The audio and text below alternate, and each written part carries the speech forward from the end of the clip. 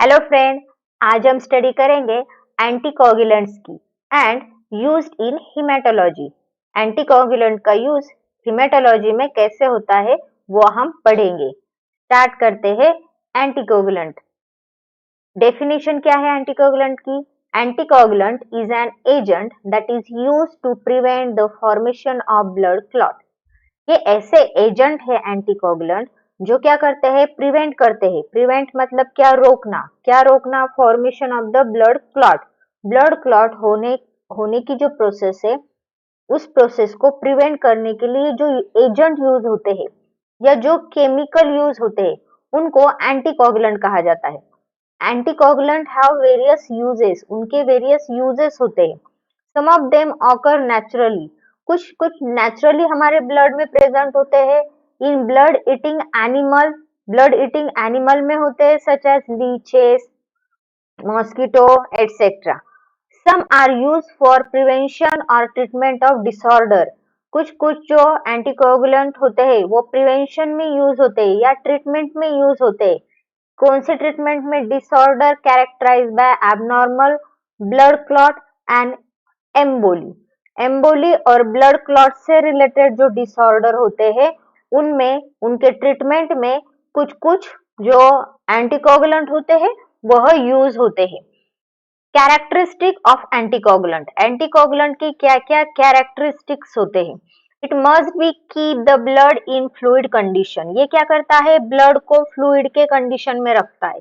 मतलब अगर हम हमारा ब्लड हमारे बॉडी से बाहर निकालते हैं, किसी टेस्ट ट्यूब में रखते हैं, तो कुछ टाइम के बाद वह क्लॉट फॉर्मेशन कर लेता है।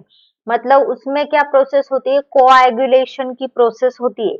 वो प्रोसेस रोकने के लिए जो केमिकल यूज होता है, उस केमिकल को एंटीकोगुलेंट कहा जाता है। वो क्या करता है? ब्लड को फ्लूइड कंडीशन में रखने के लिए यूज होता है। An anticoagulant selected for use in hematological examination must have following qualities.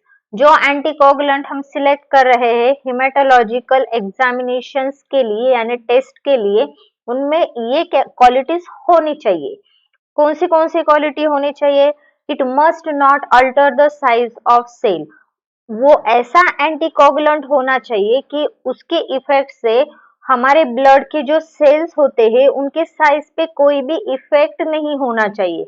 If मतलब वह सेल की साइज उन्होंने चेंज नहीं करनी चाहिए। ऐसा एंटीकोगुलेंट सिलेक्ट करें। It must not cause hemolysis. वह हीमोलाइसिस कॉज करने के लिए रिस्पॉन्सिबल ना हो। Hemolysis means what? Hemolysis means breakdown of the RBCs. RBCs का ब्रेकडाउन ना करे। It must minimize platelet aggregation. Platelet का एग्रीगेशन मिनिमाइज करना चाहिए। एग्रीगेशन अगर प्लेटलेट का हो रहा है तो क्या होगा? एग्रीगेशन अगर हो रहा है तो क्लॉट फॉर्मेशन होगा, और क्लॉट फॉर्मेशन होगा मतलब उस ब्लड का कोआगुलेशन होने वाला है। उस प्रोसेस को मिनिमाइज करने के लिए यह एंटीकोगुलेंट यूज होना चाहिए। It must minimize disruption of staining and morphology of leukocyte. Leukocyte मतलब डब्ल्यूबीसी, उनका staining and morphology disruption minimize करने के लिए वह एंटीकोगुलेंट यूज होना चाहिए। It must be readily soluble in water. वह ऐसा एंटीकोगुलेंट होना चाहिए जो रेडिली सोल्यूबल हो वाटर में। It should be soluble in blood. जैसे वाटर में वह सोल्यूबल है, वैसे ही वह ब्लड में भी सोल्यूबल होना चाहिए।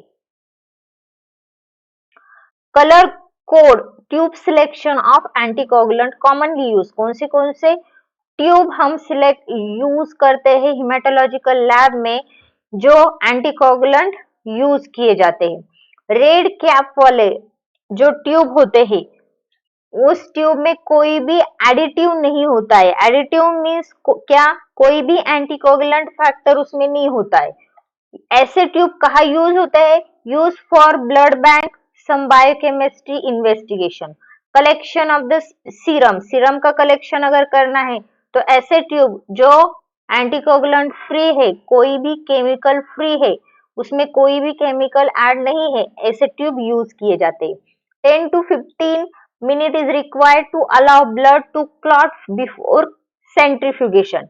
10 to 15 मिनट आफ्टर, उसमें जब हम ब्लड ऐड करते हैं उसके बाद 10 to 15 मिनट्स वह ट्यूब ऐसे के ऐसे रख दी जाती है। उसके बाद इसे सेंट्रीफ्यूज किया जाता है जब तक उसका क्लॉट फॉर्म हो जाता है। मतलब इससे क्या होने वाला है, सेंट्रीफ्यूगेशन करने के बाद उसमें से सीरम अल्टीमेटली सेपरेट हो जाएगा।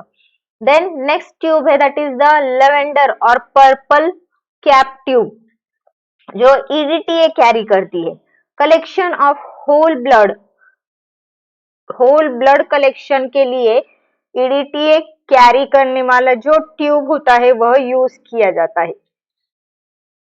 देन नेक्स्ट है ग्रीन कैप, ग्रीन टॉप के जो ट्यूब होते हैं, ग्रीन कैप के जो ट्यूब होते हैं वह सोडियम और लिथियम हिपैरिन कैरी करते हैं। उसमें कौन सा केमिकल होता है, सोडियम और lithium heparin.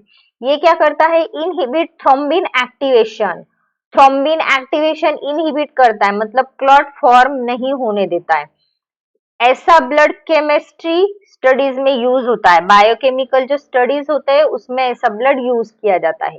Then light blue cap के जो ट्यूब होते हैं सोडियम साइट्रेट कैरी करते हैं, वह यूज कहाँ होते हैं, coagulation studies, bind calcium that is PT and PTT, ESR, ऐसे टेस्ट में यह कैरी करने वाले सोडियम साइट्रेट कैरी करने वाले ब्लड यूज किए जाते हैं। देन नेक्स्ट है ग्रे कैप, ग्रे टीप की जो ट्यूब होते हैं वह tube sodium fluoride and potassium oxalate carry करते हैं। उनमें सोडियम फ्लोराइड होता है या पोटेशियम ऑक्सलेट होता है या सोडियम आयोडो एसिटेट होता है।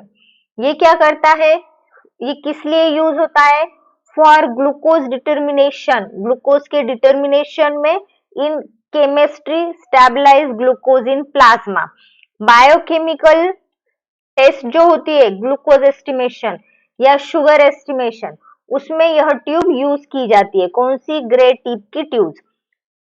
और एक एंटीकोगुलेंट है एसिड साइट्रेट डेक्सट्रोज, ये किस लिए यूज किया जाता है, for use in blood bank studies, blood bank के जो स्टडीज होते हैं उनमें यह यूज किया जाता है।